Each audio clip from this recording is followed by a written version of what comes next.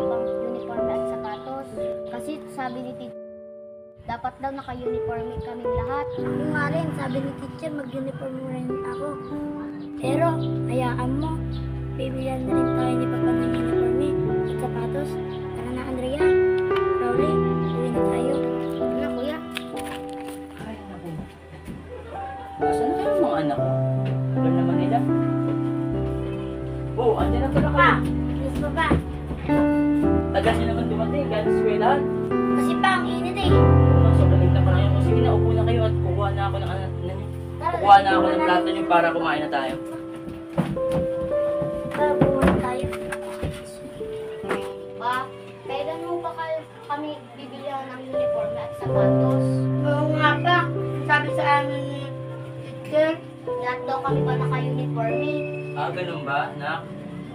Ay, sige, pagpasensyaan nyo na. Hindi ko muna maibibigay ngayon yan, ha? Pero ayaan nyo pag-ipon ni Papa, ha? Sige na, kumain na kayo. Ano ba yan? Masarap.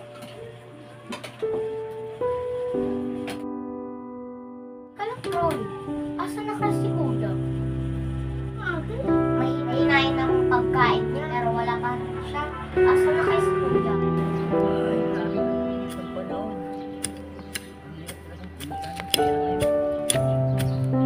Pa, Oh, anak, anong ginagawa mo dito? ako dyan tapos pa.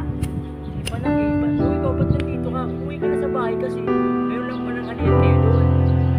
Gawin mo na lang kasi kasuhin mo yung mga kapatid mo, ha? Ganun ba ka? Oo, meron na kayong pananghalian doon. Sige na, umuwi ka na doon sa bahay at kasi mo yung kapatid mo kasi ikaw ang panganay. At pag natapos ko doon lahat, uuwi na rin ako, ha? Sige na, sige na. Kasi kasuhin mo sila, ha? Opo.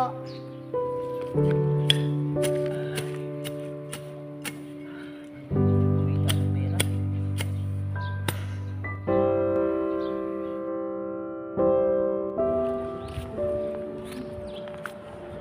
Swerte talaga namin kay Papa. Nagawa niya lahat para di lang kami magutom. Kahit tirik na tirik ang araw, nagtatabas pa rin siya ng damo para lang tustusan ang mga kailangan namin. Ay, nagugutom na ako. Uwi na muna nga ako para makakain. Ay, napagdarap na pala. Oo, andyan na pala kayo. Oo, kala ko wala pa kayo. oo kuya, nandiyan ka na. Kumain ka na kuya. Sige. Ang sarap.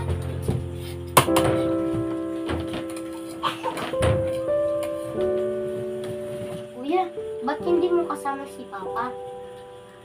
Andun pa. Nagtatapos pa ng damo. Natapos pa yung trabaho niya. Ay, naku. Naabot na talaga ako ng gabi. Pero okay lang, dala ko na yung mga kailangan ng mga anak, yung mga uniforme nila. Dahil pag uwi ko, gustuhan nila to. Nanay, tatay, gusto kong tinapay. Kuya, buksan mo na. Baka si Papa yun. Sige.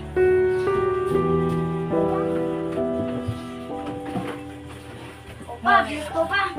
Naabot ako na ng gabi. Ay, naku. Kumusta kayo? Kumain na ba kayo? Opo pa. Pa, Ikaw? okay naman po. Opa, ano yung nasa likodan mo? Tcharan! Ito na yung mga uniform na na-repeat nyo sa akin. Dan. Kuya. Ito sa'yo, kuya. Wow! Ito naman sa'yo, Kali. Yan, tapos ito yung mga uniform. Wow! Complete talaga pa. Siyempre naman. Hayaan mo pa. Pagbubutihan talaga namin ang pag-aaral namin. Dapat lang mga anak kasi sapat ng motivasyon sa inyo ang kahirapan para magsipag kayo mag-aaral, ha? Ha? Salamat talaga pa.